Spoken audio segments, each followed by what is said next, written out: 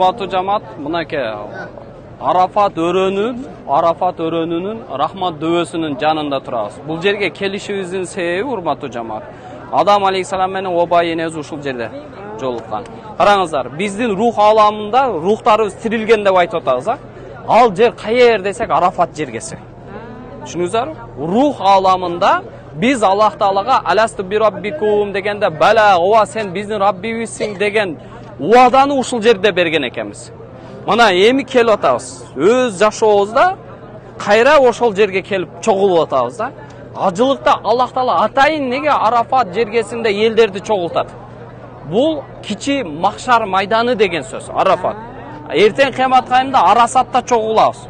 Арасат деген жерде махшар майданы болот. Бүтүндөй элдердин бардыгы кайрадан тирилебиз дагы биз ушул жерде Адам алейхисаламдан кайсыл акыркы заман кыямат кайымга чейинки канча адамдар келген болсо ошолордун бардыгы тирилип Арасат жергесине чогулат да. Ошол чогулуудан алдын биз эмне кылат экенбиз? Арафат жергесинде чогулат экенбиз. Эсепке тартыла электен алдын өзүбүздү эсепке тартат экенбиз ушул Арафат жергесинде. Эми Арафатта неге туруу шарт? Ажылык Арафатсыз мүмкүн эмес. Эгер ажылыкка келип Арафат жергесинде турбаса, ал ажы болуп эсептелбейт. Себеби дагы ушул. Адам алейхисалам Кабаны куруп атканда Туру Сина, Туру Зайта деген 5 тоодон таш алып Каба курулган. 5 тоодон таш алып Каба курулган. Ошол убакытта Кабага 5 тоодон курулуп атканда бул Арафат жергеси капаланган экен. Мен эң жалпыз тоо болсом, эң жалпыз жер болсом, менден таш алынбайт го Кабага. Мен ылайык эмесмин, менден бир бурч кичине болсо дагы таш алып Кабага бир салымым болбойт го деп өзүнү кичикпейликке алат. Жөнөкөйлүккө алат, өзүнү пас көрөт.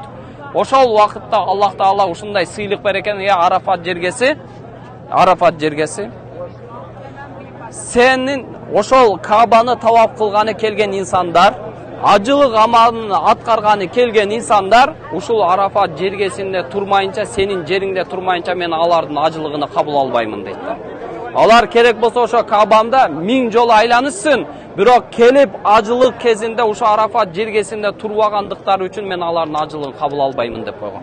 Көрдүңүздөрбү? Бардык нерсе кичикпейликтен, жөнөкөйлүктөн. Бирок Умар радиаллаху анху айтмакчы, бирок жупуну кийинип алып, жыртык жамактарды кийинип алып, эң артка жамааттын артын өтүп алып, бирок менин местам, жерим ушул төр болуш керек эле да деген болсо, аны Аллах Таала жактырбайт дейт. Ким жөнөкөй болсо дейт, ким кичикпейил болсо, Аллах ошонун жүрөгүндө дейт.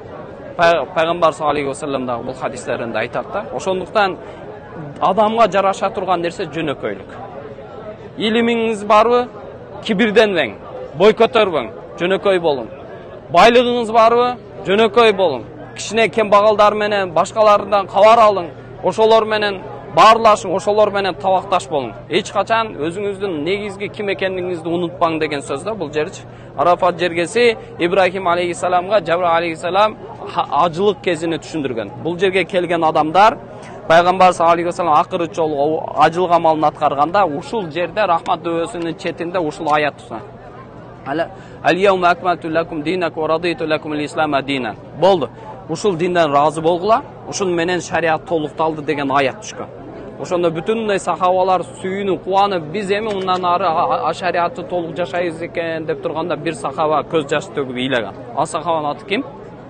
Абу Бакр радиаллаху анху. Неге ыйлап атасың деп сахабалар сурайса, Абу Бакр радиаллаху анху айткан, демек, ошол Куранды жеткиргени келген, шариатты толук жеткиргени келген кишинин дагы милдети бүттү.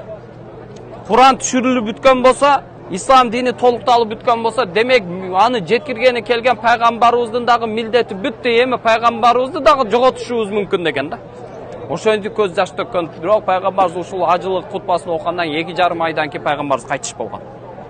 Пайгамбарыбыз азыр биз кетип атканда Намира мечитин көрөбүз, пешим менен асыр намазын ошол жерде, пайгамбар саллаллаху алейхи ва саллям акыркы кутбаларын ушул жерде окуган. Акыркы кутбасыны ушинтип айткан. Силер деген Яхуди болуп кетишиңерден коркпойм.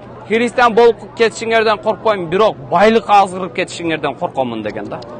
Силер байлыкты деп бири-бириңерди чабышып кетишиңерден коркомун деген да. Пайгамбар саллаллаху алейхи. Байлык үчүн бир тууганды кечип атат азыркы күн. Ошол күнгө келдик азыр. Туура?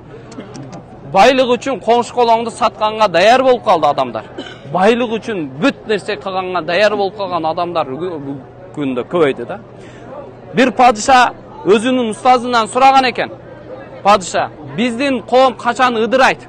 Мусулманчылыкта качан ынтымактык жоголот дегенде, мага эмне деген экен да, ошол устазычы. Устаз, мен сизге ушунчалык берилип суроо алсам, сиз мага эмне, менин ишим канча дейсиз да. Неге десе, ар бир адам менин бир тууганым эмеспи? Мен эмесминби? Менин балам эмеспи? Калган менин ишим жок, мага баары деп баштаганда, ошондо мусулманчылык ыдырайт да.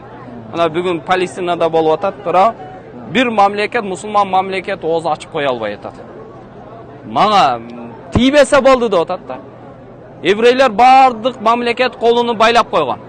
Эгер мен ал жөнүндө ооз ача турган болсам, каршы чыга турган болсам, еврей менин энем окутат дейт да, мен тынч жашайын дейт да. Мен ушул тактымды коргоп калышым үчүн бүгүн оозумду жабышым керек.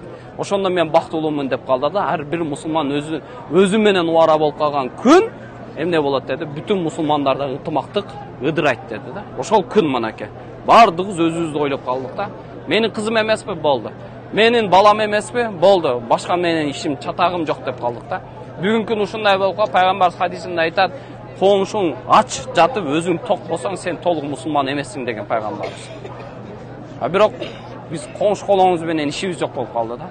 Бала чакабыз токпу, аманбы, даже бир тууганыбыз менен ишибиз жок болуп калды. Буну ачык эле айтыш керек да. Ошол күн келди да. Бирок пайгамбарыбыз ошол күндү бүгүн ушул жерде билгендей айткан да. Силер байлык үчүн бири-бириңер менен чабышышыңардан коркомун деген да.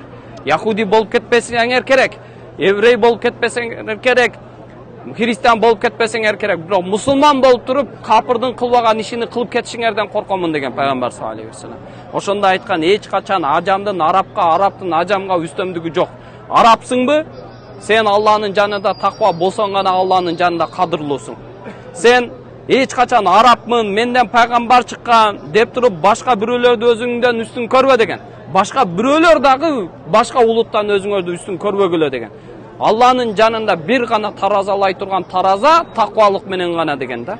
Таквалык ихластык деген. Ихластуулук деген да. Ихластуулук менен гана амалдарыңар кабыл болот деген. Ошондо ушул аят окулган.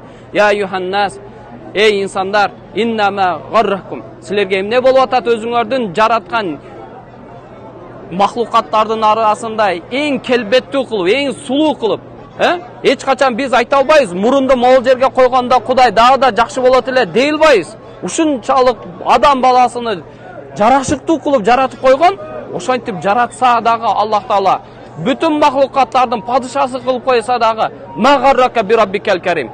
Кереметтүү болгон, боорукер болгон Аллах Таалага неге дагы деле каршы чыгып атасыңар деген оор аяттар айтылган бул жердечи. Каршы чыкканды токтоткула, Аллага баш ийгиле деп пайгамбарыбыз айткан. Мен силерге эки нерсени таштап кеттим.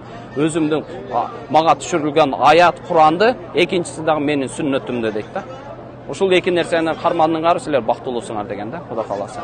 Эми урматтуу жамаат, бул жерде пайгамбарыбыз дагы бир хадиси бар. Эгерде кимде ким Арафат жергесине келип, Арафат өрөөнүндө Арафа күнү туруп, Алладан дуа кылып, Алладан кечирим сурап, бирок кетип атканда ушул дуам кабыл болду экен деп күмөндөнө турган болсо, ал чоң күнөө иштеди дейт да.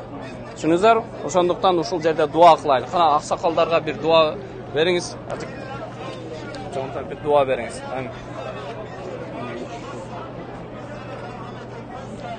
Амин. La ilahe illallah Muhammed Rasulullah. Ey Жаратканым, ушул бизге берген жолуңа, ак жолуңуздун жолун аткарууга аракет кылдык. Ey Жаратканым, ушул элибизге интимак, тынчтык бер.